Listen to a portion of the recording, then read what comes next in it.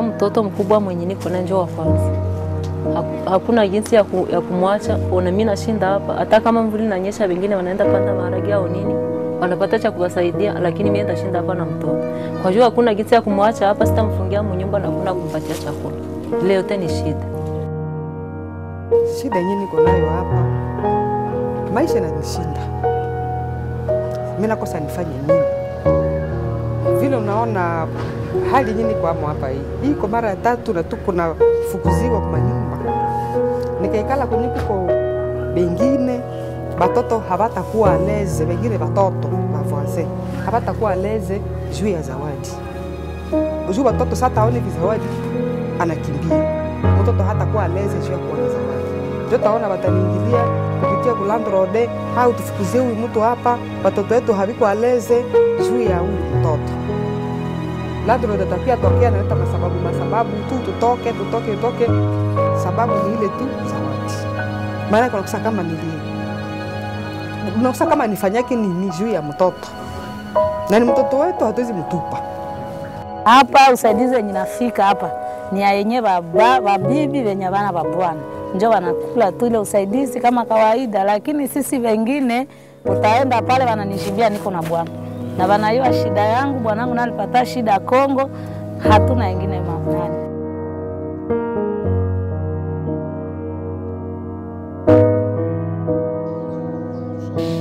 Persons with disabilities are among the most vulnerable refugees in Uganda. These persons always remain hidden, neglected, and often socially excluded. Majority of these refugees have fled conflict, war, and natural disasters in their home countries. These add on to those who are disabled on account of disease and natural human occurrences, whose living conditions are made worse by displacement. Wakati nilifika Uganda, watu ya OPM na asere walikuwa wakatuchukua kutoka boda ya Uganda kutupeleka kwa camp ya Chakatu. Walituahidi kama watatuprotege mzuri. Hawakufanya hiki kwa sababu tangu niliingia kwa kampu ilikuwa shida kila siku na malalamiko, unasema hawajali. Mpaka hadi nilifika nikapigwa na soda ya Uganda mwenye saa hii hata akingala ananifuata. Ndoke nilileta maraporo na maraporo hawakujali. Akafika kunipiga kiwango cha kuniua. Mpaka mwisho wengine ndio wakakia kunisaidia na kunisaidia wa refugee ndio walinisaidia mpaka kunileta ku Law Project ikanisaidia kunileta kwa dawa. Donc maisha yangu kwa Uganda inakuwa nguvu sana kila mara, na sasa mimi nakuwa kwa kutishwa, nasikia tu woga kwa sababu na huyu mtu mpaka kingali kwa kazi yake ananifuata mpaka hapa kwenye niko hivi, silale kunyumba na lala nje kwa sababu silete ripoti, kwa sababu mara ya kwanza nilileta ripoti hawakujali, hawakufanya kitu. Sasa tafadhali nibaki, kama nikufe basi sina kia kufanya. In urban areas, disabled refugees are faced with the challenges of housing, education, medical services, food, employment, and access to other social amenities. However, they are required to battle for the same with able-bodied persons in a fast-paced life in Kampala. Depending on the disability, access to these services presents varying challenges to different refugees. Shida ni mingi. Shida kwanza dawa unakuta hakuna, namna ya kulala inakuwa vigumu, utakwenda hapa kesho unashinda namna ya kulipa, namna ya kukula chakula inakuwa nguvu. Fitira ya watoto ama maisha ya watoto ya kesho hakuna. Hata wewe mwenyewe unaishi kwa neema tu, unajua kesho saa zingine nitakufa ama leo nitakufa. Wasiwasi unakuta hakuna amani ya roho, hakuna watoto namna ya kusoma, hakuna namna ya kukula, hakuna kitu yote. Watoto tunazaa lakini avenir yao ama future yao hakuna. Mugulu hii mimi sitembea yake. Nikajikaza kusema mimi natembea. Mimi naweza kamata sawa taksi hapa. Ndasema mimi ndasawa kujares. Lakini kutoka pale kwenye ndashukia kwenda fatilia kule kwenye kuko biro ya kwenye mimi ndaenda, sindenda na mugulu. Na mugulu hainipermettre nitembee.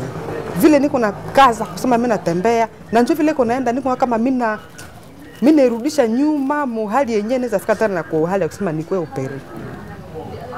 Na japo tulistukiaka na kufika na mwile hali juu nyama yote hii vile lishaka hapa kote, mfupa kapande kenye kalibakiaka hapa ikakuwa tu mfupa vile tu naweza sukula tu, na wanafanyaka tu pasema sawa nyama sawa mfupa vile tu mfupa inakuaka bila ngozi.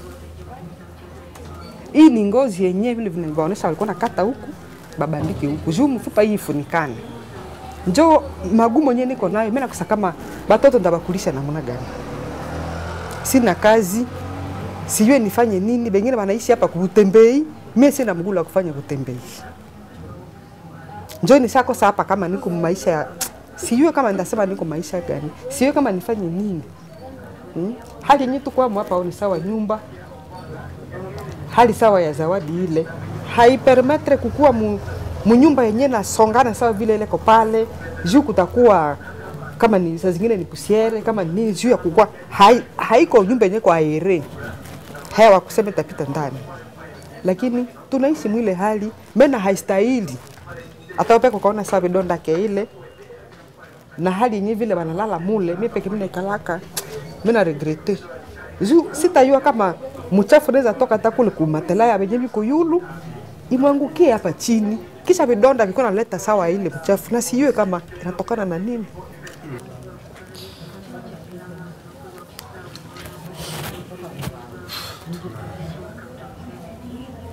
Naye njoo leko pale kila siku tangia bali muopere kule ndani kuko na loma vidonda viko na kateka ile busaa vile kunatoka mule ndani. Mimi nakosa kama ni kosa ya operation, mimi nakosa kama ni infection ya hali vile kwenye nalala, mimi nakosa kama nifanyaje. Na hakuna nguvu ya kusema nitoke mu nyumba ile nipate nyumba yenyewe yepe kana kuwa na kashamba yake kenye kanapita mo hewa. Franga nipata wapi?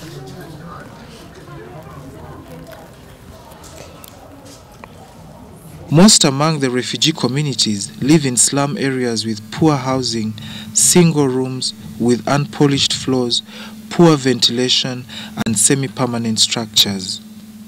These areas have poor drainage. Often, they have to share toilet and washroom facilities with many other families. The general hygienic condition in these areas is poor, exposing these persons to risks of skin infections and other waterborne diseases.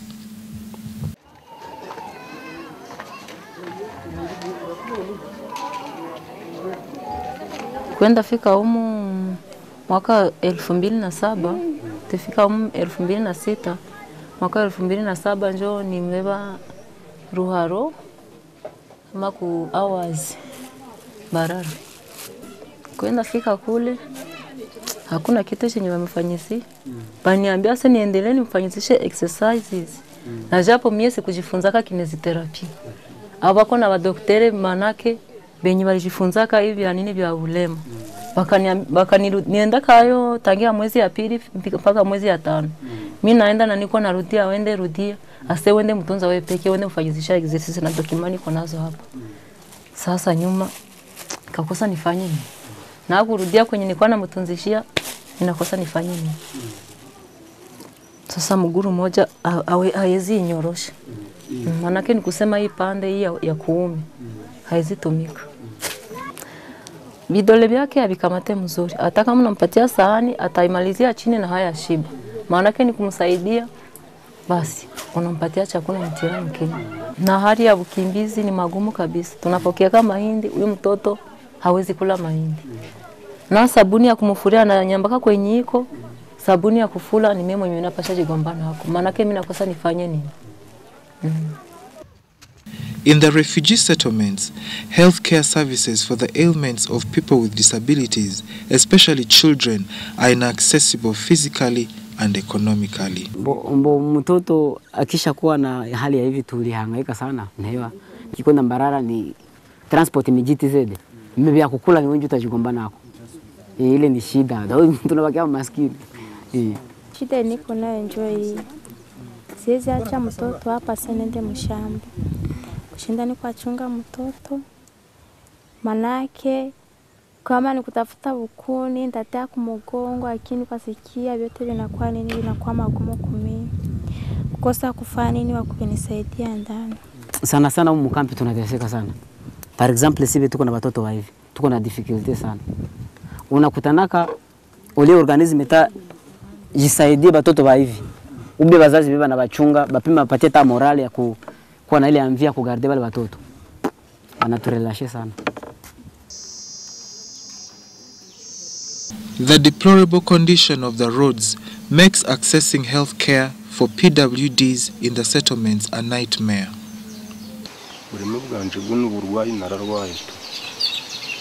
Urwaye ntona amenye nje nafashwe n'umubiri gose nagiye kubona mbona bibaye nkamucata agiye kugaca gusa ibibazo ni byinshi deba nka bino bintuzo nka bino byondo binari kundye ubwo ntondarara ndyamye bitewe na kugendesha amabi ntondarara ndyamye biri kundye kubera kuzi ibibazo tu buri munsi kubona ipantaro yo kwambara ni byondo buri munsi birinderagaye ikibazo cyane. Hari n'inzara reba nkagura umuryango kugira ngo umuntu aguhingire umuntu umwe ahingire guno umuryango naco n'ikindi kibazo kandi nta nukwirirwa hano ntanto natemberera n'ukwicwa n'intuza n'irungu tugize bino biguru biri ku nsumbo ntanakagare asindware urupese gacana mfashanya ntayo bambaga basibanye bayinkuye mbizi njewe ngo mfite ngo umuryango munini ngo basi ngo gushobora kumvingira kandi abana n'amasomo bose biga niko batari hano bose cyo mwana bareba na bose n'abana n'amasomo ntamana mfitiga sibwo nje nterewe nka hano tu garu tudutoki inzara kibaye iye kunyica tu ubona kari mfitiye kimufashisha. Mimi hapa mkampu siko mzuri kabisa. Hapa mkampu niko na shida sana. Nikupita unaona venye abanijua hata kama nilipata hii shida namna gani.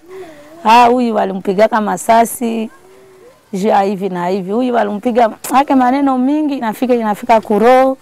Hata na Isa zunga Geneve walikuwa hapa, mama walijitoa kunichagua niende sema shida zetu. Lakini nikapiganiwa na vita kali ya jaribu ya ulozi hapa kui parcele. Vyenye niliona nilikuwa hata mzito, nikazala mtoto wa miezi 7 akakufa, kukosa matibabu ya kunibeba hata hoi mama munitilia hata mkuva. Hakuna mtoto wananina azala pale Kituti mie peke, mamake aunja alinizalisha, kunibeba akaniambia nende hoima bila transport hawanipatie, bila hata kublangeta kugunjamo mtoto hakuna. Mpaka vile nilifika mwiki nyumba njoo kinacho kinatanguka, haiko kinyumba kia kuchongeamo prematire. Mpaka vile mtoto alinikufia kwa hapa, na vile alikufa sikuona hata matibabu mwenye se hivi ngali na gonjwa tukutunze hakuna.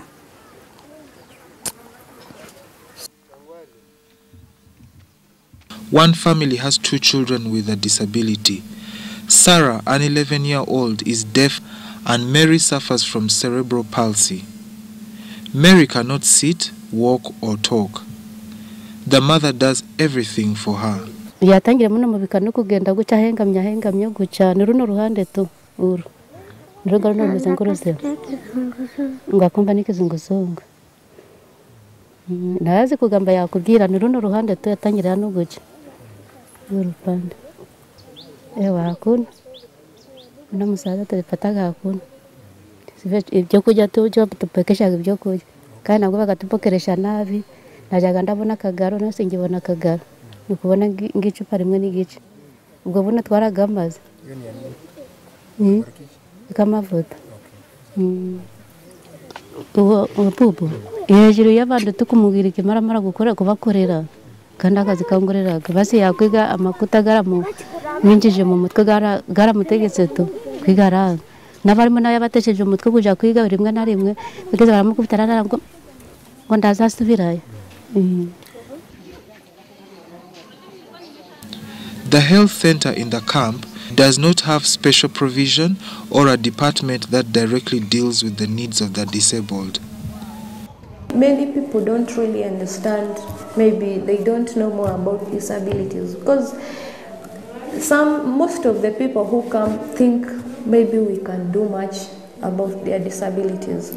They think maybe if you bring someone who's maybe like lame, you can be able to walk, but explaining them, actually understanding getting them to understand that these people have disabilities. Some of the disabilities cannot be corrected.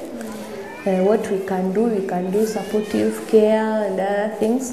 So whenever we give them such, they go back to the communities. If you get such a person, you say, they didn't do much. But really, we do our best. A PWD first approaches the office, they present with a medical issue. And the actual process of trying to get an intervention for this medical issue is in itself a complex one. Because first of all, they'll need proper assessment from a consultant. They'll need x-rays, which all need money and they take time. And then in the process of addressing the medical issue, they present with psychosocial issues. Probably they are facing challenges in the communities because they are being discriminated. And then in the process of dealing with that, they'll present that with the issue of basic needs. For example, if you're trying to treat a child with hydrocephalus or cerebral palsy, they are required, they take a lot of liquids, they eat well, and you find that the parent does not actually have the money to feed this child. So you find that at times the child is malnourished or they are not, the effects of the drugs gets back to them. The other challenges are policy challenges. You find that in most cases the policies are not inclusive of disability issues. Lack of awareness about disability issues among service providers and among the communities at large. You find that even majority of service providers within the refugee context are not aware of disability issues. So you find that if they're not aware of the disabilities and the effects that come with it, it is very hard for them to include disability issues into their planning and programming. In order to improve service provision to persons with disabilities, more financial aid should be availed in the area of assisting them, since a majority of them cannot afford to pay for services. There is also need for government to subsidize on the taxes levied on assistive devices for persons with disabilities to make them affordable even to the poor ones. Organizations start practicing inclusive planning and programming. In whatever program they are putting in place, they should always consider PWDs. Then specific interventions need to be created for PWDs because they have specific needs which cannot be addressed in the general provisions for the other refugees. We need to do more fundraising in the area to fill in these gaps. Awareness creation is very pertinent because if people are not aware of what is going on with PWDs in the refugee setting, then it is as good as that. There's nothing they can do since they are not aware. So there's need for more research, documentation, data collection and profiling of PWDs, refugees in Kampala and in the settlements. And then the disability should also be identified so that if there's anything that this particular person needs, it is easy to trace them if it is captured. There's also need to look into the issue accessibility for PWDs. If you're providing services and then our offices are not accessible to PWDs, then we are excluding them. In the materials need to be brailled. We have also mobilized the PWD refugees to form a group, of which we are in the process of encouraging them to register as an association so that they can benefit from all the advantages that come with being an established association. That group has a leadership structure, and from within there we have trained peer counselors of whom they can provide counseling to the other refugees in case they need it. These peer counselors also help us to identify PWDs within the communities so that if they need professional help, they can refer them to our offices. Hapa huku mu Uganda mimi nasikia kama kuko fasi kwenye wanaweza nyorosha mtoto na kwa mzuri. Ile usaidizi yote niko naiomba, lakini nikipata mtu wa kumsaidia ananyorosha hii mguu na ongeza simama, anamsaidia manake anasimama, hata kama ni kilema anasimama, na mimi naweza shukuru. Unajua basi watoto wengine alizaliwa nabo bako natembea ndio bako na form ya beni watoto ndio unaona kikuko evolution, lakini yeye hakuna evolution. Kama tunaweza pata usaidizi anapona na inaweza kuwa mzuri. Ndio tunapata usaidizi kutusaidia kusudi tumulee juu ni difficulty. Tukapata tu usaidizi tupate kinja kumlea. Hiyo ni shida tulishakaipata, tulishaivumilia vile. Mimi walilia shida sana kabisa, mkaona mimi nafika kule, mtafute tu kanyumba. Juu nyumba ikisha niangukia kwa hapa, sina ndugu, sina kwa mimi najuana, ndaenda wapi? Chao kundukira hana wajora babiri marimo. Mwagana mwambabira tucho mwampasha ariko cyane cyane uyu mukobwa tukaja kudaho. Kayanda bona nibyo kujya ndakinde. Ye kugwarira. Mungambi ndi mungambi. Ubwo nimba hari ntabiryo biriho bampa n'ikindi gihugu kikamfasha ahubwo. Kikambubuya mbye ari buretse gupfiramo.